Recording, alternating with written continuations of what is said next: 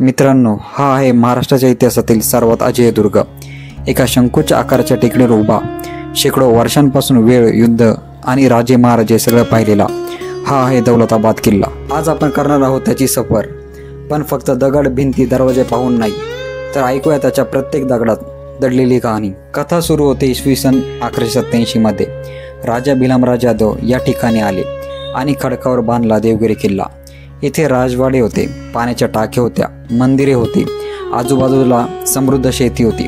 देवगिरी झाली यादवांची राजधानी, वैभव, संस्कृती आणि शिक्षणाचं केंद्र. पण मग आला 1296चा काळा दिवस. दिल्लीचा सुलतान अलाउद्दीन खिळजी, त्याच्या फौजा लाखोच्या संख्येने इथं आल्या. तो थेट हल्ला करत नाही, तर किल्ल्याभोवती तळ ठोकतो आणि देवगिरीतील अन्नधान्याचा पुरवठा थांबतो. राजा रामदेव यादव तह मान्य करतो आणि देवगिरीचे साम्राज्य कमकुवत होऊ लागते. पण मित्रांनो, या किल्ल्याची खरी ताकद त्याच्या रचनेत आहे. किल्ल्याभोवती खोल खंदक, ज्यात मगर असते, दरवाजावर लावलेले लोखंडी काटे, हाती धावून आला तरी ठरवायचा, आणि सर्वात भयानक आंधळी गल्ली. कल्पना करा, शत्रू आत शिरला आणि अचानक अंधार, वळणावळणाचे मार्ग, विषारी धूर, खड्डे, वाहणारे पाणी, सैनिक गोंधळून जात आणि त्याचा अंत निश्चित व्हायचा. म्हणूनच दौलताबाद जिंकणे जवळपास अशक्य होते. मग आला इतिहासातील सगळ्यात वेडा निर्णय. दिल्लीचा सुलतान मोहम्मद बिन तुगलक राजधानी दिल्लीहून देवगिरीला हलवतो. लाखो लोकांना तो जबरदस्तीने दिल्लीहून दौलताबादकडे आणतो. देवगिरीचे नाव ठरते दौलताबाद. पण इथे एक मोठी समस्या, पाणी टंचाईची. गरमी प्रचंड, पाण्याचे झरे कमी, लोकांना सहन होत नाही आणि अखेर राजधानी परत दिल्लीला हलवली जाते. मित्रांनो, दौलताबाद किल्ल्यात भव्य दरवाजे आहेत, गुप्त बोगदे आहेत, शत्रूला गुंगून ठेवण्यासाठी शिल्पकला आहे.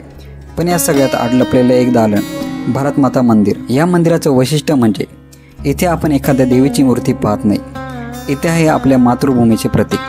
दगडाच्या भिंतीमध्ये शांत दालनात जेव्हा आपण प्रवेश करतो, तेव्हा असं वाटतं की आपण भारताच्या एकतेपुढे नतमस्तक झालो आहे. किल्ल्याच्या पायथ्याशी उभा आहे एक भव्य मनोरा, चंद मिनार, 63 मीटर उंच, लाल दगडातून बांधलेला.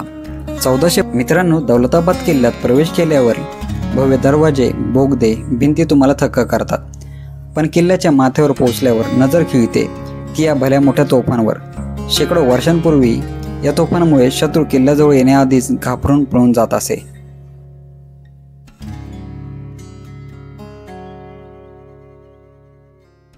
इथली सर्वात प्रसिद्ध तोफ म्हणजे मेंढा तोफ. या तोफेचं नाव पडलं तिच्या नक्षीकामावरनं. समोरच्या भागावर कोरलेली मेंढीची आकृती पाहून लोक तिला मेंढातोफ म्हणू लागले. तुघलकांनंतर हा किल्ला बहमनी, निजामशाही, मुघल यांच्या ताब्यात गेला. औरंगजेबने इथे आपली फौज ठेवली. शिवाजी महाराजांनी इथे एक धडक दिली होती. शेवटी निजामाच्या ताब्यात गेला.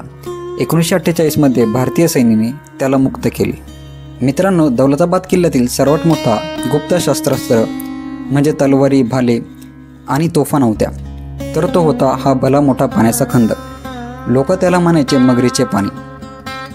शत्रू जर खंदक ओलांडून किल्ला शिरण्याचा प्रयत्न केला तर पाण्यातील मगरी त्याला गिरंगूत करायच्या. किल्ल्याचे खंदक फक्त पाण्याच भरले नव्हते, त्याच्या आजूबाजूला होते बुलबुल्यासारखे गुप्त मार्ग.